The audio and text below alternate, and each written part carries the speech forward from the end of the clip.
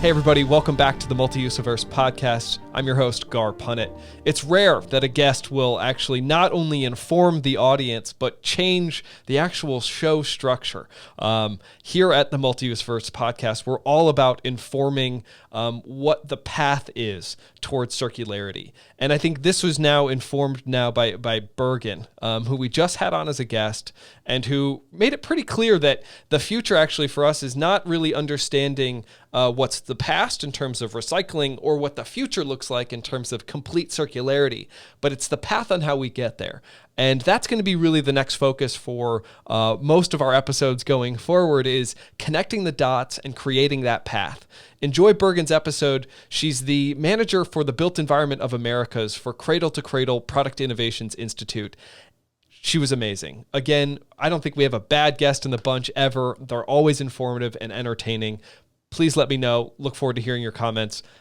Enjoy. Thank you for joining us, Bergen. We've got Bergen Hubert on today. She is the manager of the Built Environment for the Americas at Cradle Products Innovation Institute. Thank you so much for joining.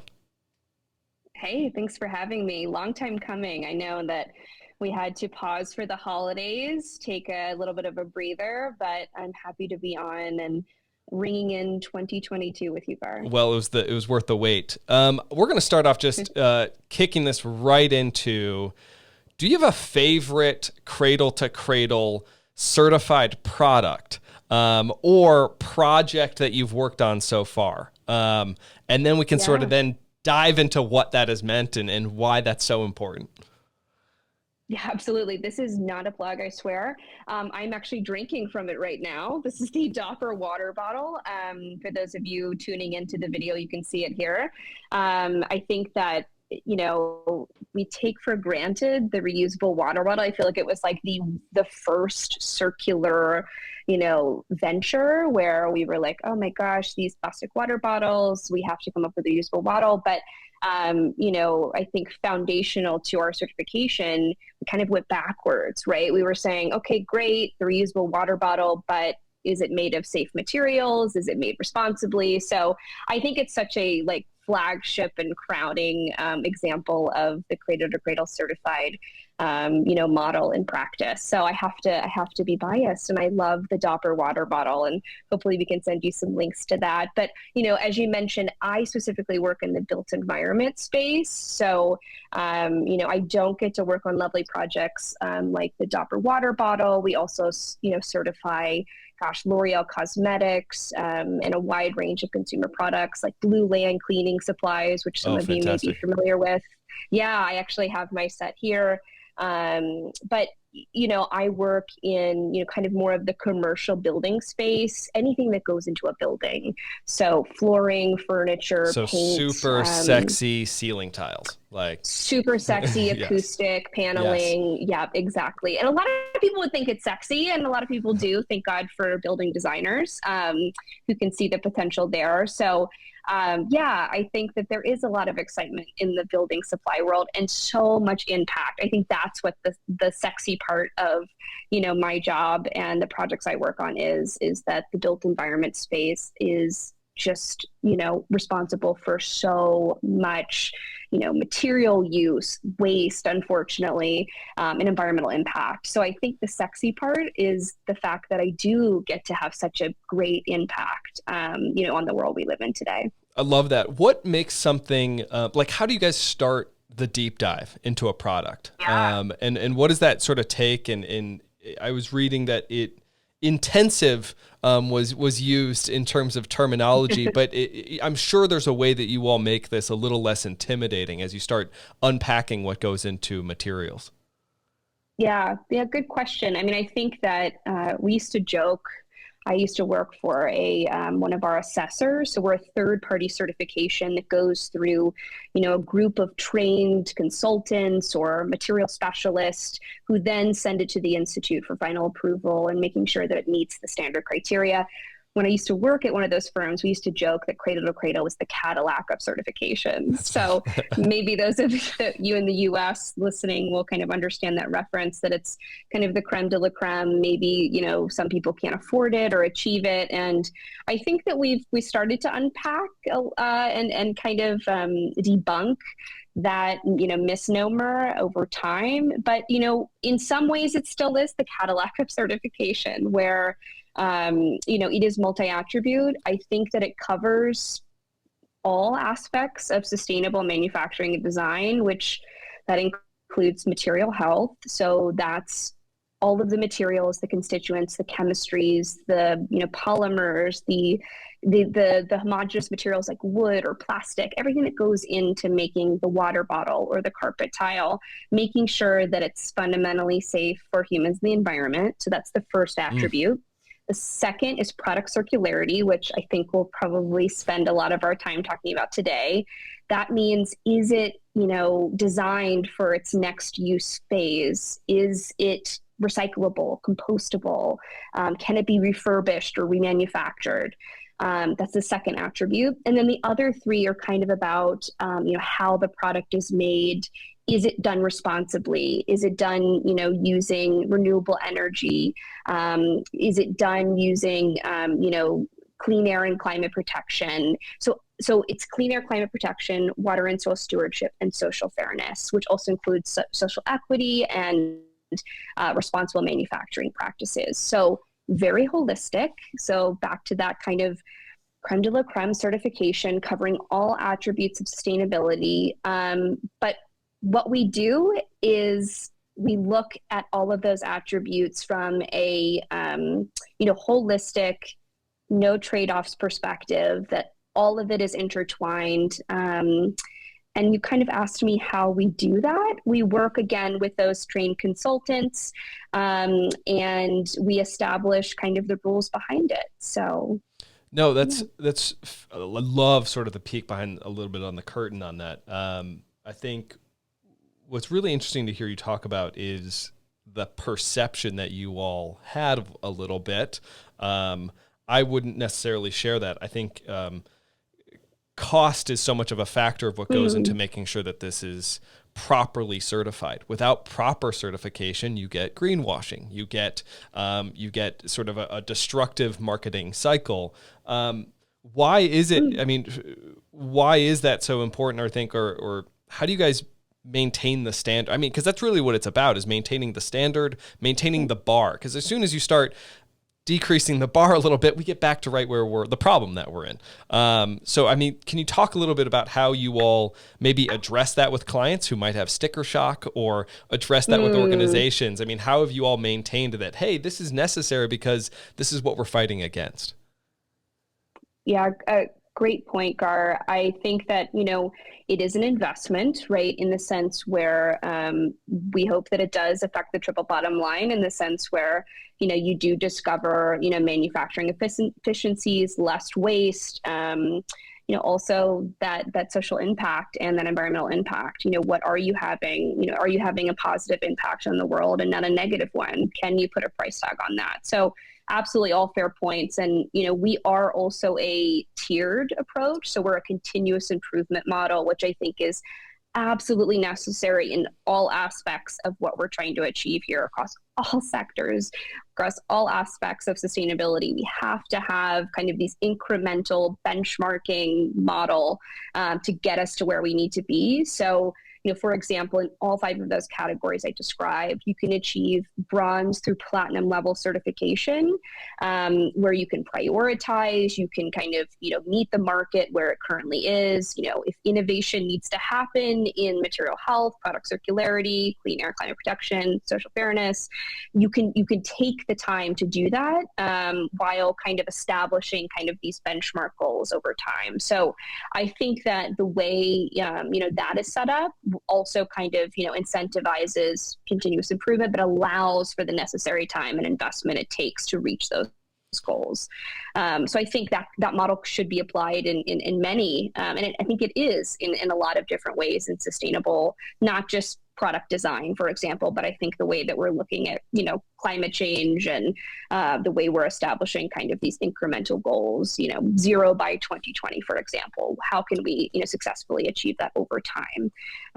Some would argue we're not doing it fast enough, but I think, again, you mentioned kind of the rigor of our standard. I think that we have set very rigorous goals, and we do believe that, it is a leadership standard. And again, getting back to the Cadillac analysis, I think, or analogy, I think that, that also is where that's coming from. It really is a leadership standard. Yeah, I so track with, I think, what you mentioned too earlier in that, which is once you start to really dive into the almost the life cycle, the product analysis, really thinking through the material composition of a product, you start to see other parts of the business or other parts of the manufacturing that maybe had kind of been hidden for a while. And I so track with that because we've found that too at Rheaply, where we go in for one thing and then discover, there's a whole nother opportunity.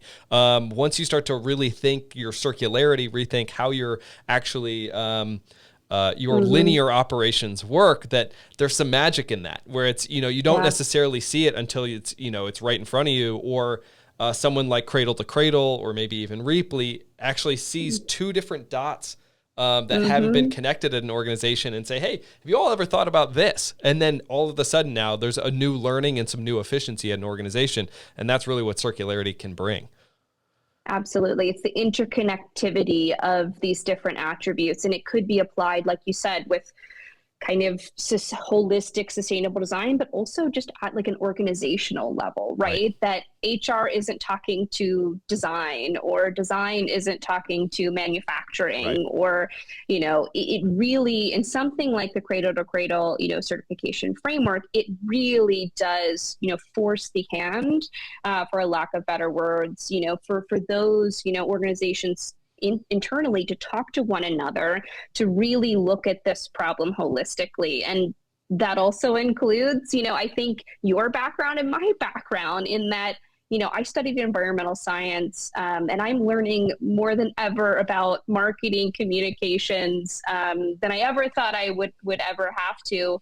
And, I know some of your background, too, Garr, and to think that, sustainability is such a interdisciplinary venture. And I think circularity is just even more so, right? That, even logistics, I could keep going on all these different facets, right? The success of it only comes from being more collaborative and learning more from other people getting in the conversation. And that's almost the coolest part, is that has put me in contact with you and with others in our industry, where we're all trying to figure this out, and we're all very collaborative, I think, in terms of an industry on, hey, what's been working? How isn't this working for you? Or what's the next sort of thing that we all should think about? In terms of sort of you all setting those standards, you mentioned that you're sort of always on the forefront of being more rigorous.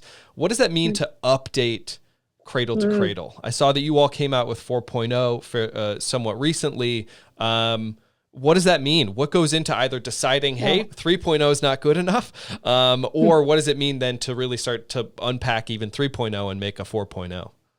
Yeah, great segue from collaboration to, updating a cross-sector, product certification standard. I mean, Cradle to Cradle certified, the idea is that it is one standard for all products and materials. So that, again, that's not easy at all. That's not easy. And I think, there are other, like standards in, in specific industries, fashion and textiles, or, personal care and beauty, or the built environment, for example. So, we felt that there, going back to those original Cradle to Cradle design principles and the philosophy that, we should be able to design everything with nature in mind, that everything is a resource for something else, that we can, still kind of mimic the diversity of, the natural world, and that things can be reintroduced back into whether they're technical or biological cycles. So to your original question, what is it like to update a standard? So within our organization, we kind of have two kind of expert teams. One is the certification team, and one is kind of this market transformation or engagement team. And it takes both, right? You have to listen to the market. Where are we currently in these innovations, right? Yes, it's a leadership standard, but it has to be feasible and achievable, right? We want to set the goalpost far and wide, but it has to be attainable, right? So in that update process, all of that was considered from a market perspective. But man, the technical part, I luckily don't sit on that team much anymore. I did, when I was at an assessor, but it is a multi-stakeholder approach where we have multiple public commenting periods, we have standard steering committees.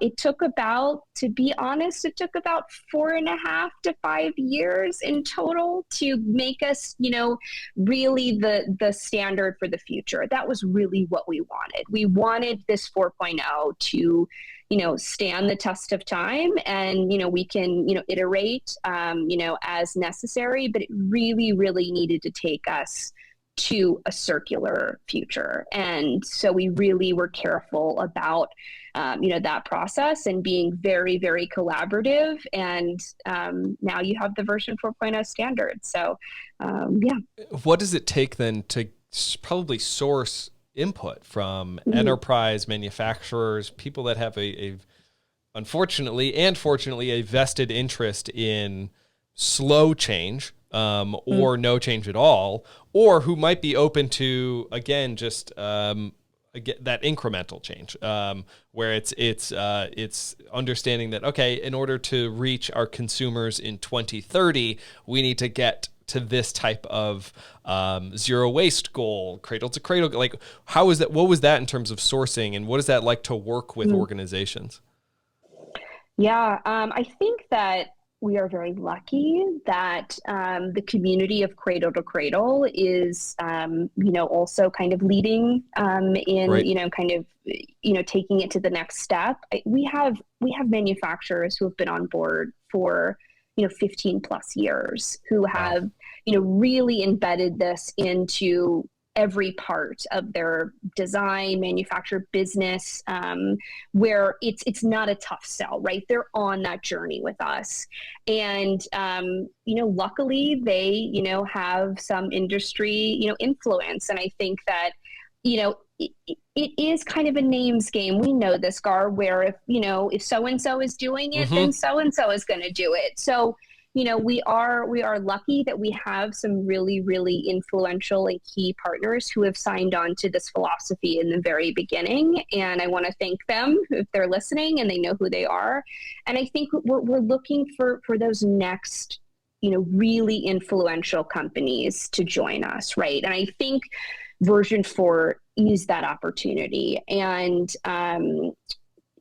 I think that, I think with anything in sustainability, and I have to say, COVID was a big accelerator for this. I think it was a big wake-up call for a lot of industries that said, we're working towards it. And maybe those benchmarks have changed and those goalposts have come down a little bit. And they're looking for market-tested, frameworks and solutions to get them. Like you said, their customers are saying, but wait a second.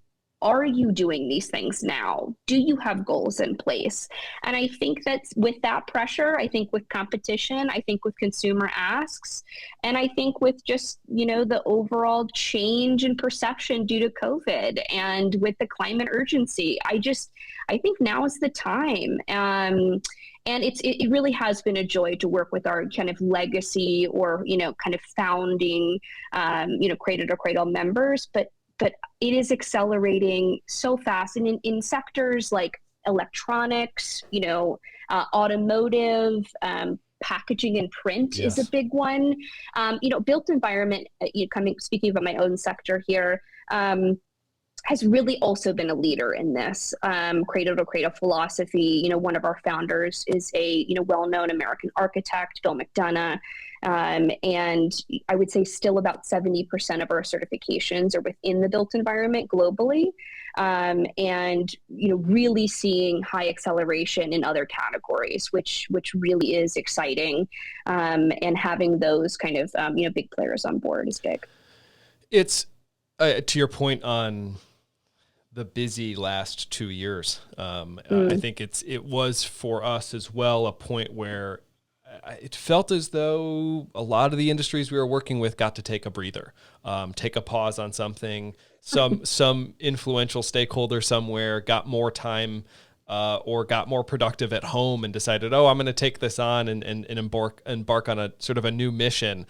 It was really interesting how, I'm very grateful that Rheaply in particular has been able to grow in the last 2 years, because it really speaks to, again, this wave that's coming of problem solving and time running out. And I think it's hopefully what that means for is 2022 is going to be even more successful than the past 2 years. What have you seen? You are a often presenting, often leading and guiding. How have you seen the conversation shift? Or at least in some of the metrics that I have anecdotally is there are questions that I'll get, which I haven't gotten before. And it's like, oh, that's really cool. Like, why is this, like, something shifting in just an understanding of a high schooler or understanding of even just an associate? What has that been like? What have you seen anecdotally in terms of the conversation shifting? Yeah, absolutely. And it kind of, relates back to your, last thought around, I don't think sustainability professionals have gotten a break, which is fantastic. Like, yes. I've seen,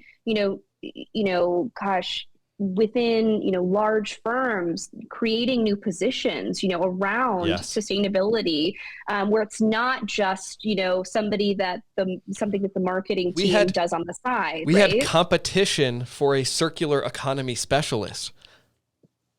Mind blowing. That was fantastic. It is fantastic. It absolutely is. And I think, back to your question, it's accelerating so fast and it's hard to keep up, right, Garr? People ask me, they come to me and they probably come to you, gosh, what should I be reading? What should I be digesting? And I'm like, you tell me, you are worlds beyond me. It's hard to keep up with, where this movement is taking us. And, the biggest change for me is I'm seeing, just the education gap. Really, it's almost expanding in the middle, right? Where I feel like, we're in a bubble, by the way, you and I, Garr, and I think maybe some of the listeners, which I hope we can get outside of the bubble, right? Try. I have people in my life who they'll look at me and they'll, pick up something and say, is this recyclable? And I'll be like, no, you can actually look here that this is a complex assembly. This is made of plastic and glass and rubber. No, you can't just throw it in the recycling bin. I love that you want to recycle it, but you have to disassemble it, or you have to see if they'll take it back from you. Like, no, you can't just throw that in the recycling bin. So what I'm getting at here is that you have everybody asking for more, right, than just what is recycling? How do I compost? Should I take a sustainability 101 course in my, university, class or university studies? But now they're asking for somewhere to kind of go next. And I think that, you and I could sit here all day and talk about, kind of the systematic challenges of, taking back resources, or in your case, in Rheaply's case, asset management or, waste control. But I think that there is so much in the middle that we need to be talking about. What is a circular product? What is the circular economy? I know about capitalism, but I don't know what is the circular economy. How am I contributing to this extractive economy personally? I think that there when I was little, in my early science classes in elementary school, we learned about, I remember this graphic, and maybe it stuck with me more because I'm an environmentalist, but I remember this heap of trash, right, that stretched all the way to the moon. And it was something about how, really making it personal, that when you throw something away, it doesn't just disappear. And we had this mound of trash that reaches all the way to the moon or 5 times around the globe. And that really stuck with me personally. And I think that, as quote unquote experts in the field, let's just call us that, been working in this field for some time, we need to do a better job about talking about some of these solutions in some, more personal and accountable way. Because I think we did a good job back then, and there's so much that we could do now to get us there. And I think this is with the climate change debate too. I think that, we could do a better, I think climate change needs kind of a PR rework, but that's just my opinion. No, it is interesting on that front because, this is probably very topical, but Don't Look Up got so much attention, and it's been sort of a mixed bag of attention, and it's been really interesting. I haven't commented, I haven't done anything, nor do I guess maybe I have a comment, but it's been really interesting to watch, I can think of 10 professionals on LinkedIn right now who I've seen comment on Don't Look Up, or friends who have asked me what I thought of it and how it's satirical around, climate change or lack thereof, and it's been fascinating to see that it's something that hit the mark, and then many people responded negatively saying like, oh, it hit the mark too much, or it didn't hit it enough, or whatever. And it's like, whoa, but do you not understand that a movie was just made about climate change? Like a movie was just, and that's a win. Like that in itself is something that was the #1 movie on Netflix, and a bunch of stars signed on and millions of people watched it. That's a win. Can we just take that victory? And I think the irony for me, and we can maybe get off this topic, because I agree, I saw it, of course. And, the irony for me is that just what you said, that we're here debating about the success or the tone of the movie. And that's literally what the movie was about, right? That no one's listening to the facts. The whole point is there's an urgent disaster about to happen. And here we are arguing about, was it satirical? Was it a hit? Was it the right tone? And it's almost comical, right? Yes, yeah. And back to your original question, like, what am I seeing? I see a big gap. I see people that still aren't there. And that could be the consumer base, that could be companies, that could be institutions, that could be governments, whatever it is that are not there. There's hopefully not a lot of those left. And then there's a lot of people in the middle who want to do something. The ones that saw Don't Look Up, that got it, that agreed, that went to the climate rallies, or, understand maybe a little bit about some circular solutions, but want to do more. And again, that could be consumers, that could be companies. And I just think that is, and that is the real focus here. And I hear more and more, what can I do now? Yeah, it's the day-to-day relevance that I think is going to be that next step, and the bubble expansion of what can I do in my everyday career, every day that can help my organization, can help my consumption, whatever it is. Yes, I think that's going to be the key. In 2022 then, what are you going to see? What do you expect? What do you look forward to? We get to do this as the inaugural episode this year after 2022, but it's, what is the look forward for you all? Yeah, good question. More scope expansion, reaching more people.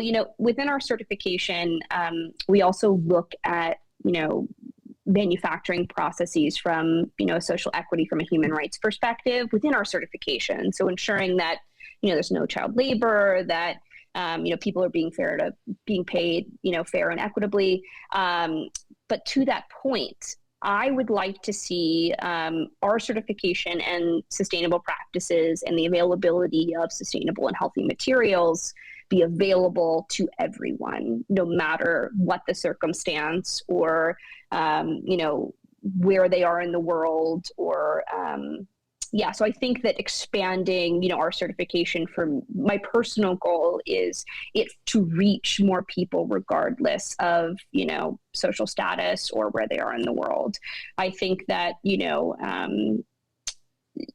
for a lot of people think sustainability is only for maybe the rich or the few, and I think that for the work that like Rheaply is doing and with our certification we have the ability to really change supply chains and manufacturing processes and really also curb waste, is disproportionately affects people, in lower income areas, also exposure to toxic chemicals. And the list goes on and on. It really cascades. So for me, 2022, I have high aspirations to really make sure that we're practicing what we preach in that it is it's not just for the few, but it's for everyone.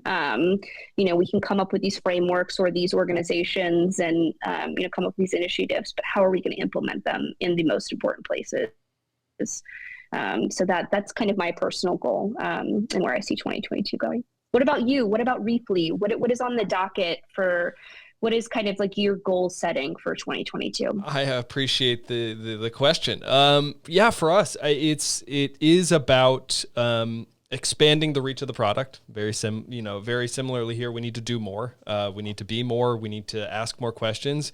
We need to learn more. I would say 2022 for us is going to be more of an expansion into materials and asking more questions about the built environment, which will likely put you and I in more conversations, hopefully. But it's for us, it's going to be, every time we talk to an organization, we learn something new. We learn something, these are complex systems of sort of interconnected individuals as well as entire supply chains. And that's always the bottleneck is learning more. And the more we can get in, the more we can get involved and collaborate, the more sort of the better outcomes we've seen and the more that we've been able to do. And so that's what I'm really looking forward to. Do you know what? This might sound superficial, but I think about this quite a lot. I just wish we would go viral, right? Maybe cradle to cradle. Selfishly, I wish, cradle to cradle certified products would go viral, right? Going back to kind of your cultural reference of, the latest Netflix movie, it's just like, I want the right things to become a priority to all of us. And I love that expanding of the bubble that you mentioned, but I wish one of us would go viral, and yes. I know that sounds superficial, but we deserve it. We're shooting the right message here. And I think that, if, TikTok can go viral, so can yes. circular products yes. and healthy materials. If NFTs can take waiting for my day. Yes. If NFTs can take it, something in there's got to be circularity focused, sustainability focused. Yeah, no, I'm absolutely with you 100%. Well, then hopefully to 2022, maybe something like that will take off. Well, Bergen, thank you so much for taking the time today. It has already flown by as I knew it would, and you've been so informative. And thank you so much again for sort of inspiring our audience and informing our audience. Oh, thanks for having me, Garr. And I hope this is part one of many. And, maybe someday Cradle to Cradle can put out a podcast and you can be our inaugural guest. So that's also a goal of mine. Yes. That'd be amazing. Excellent. Thanks, Bergen. Take care. Bye.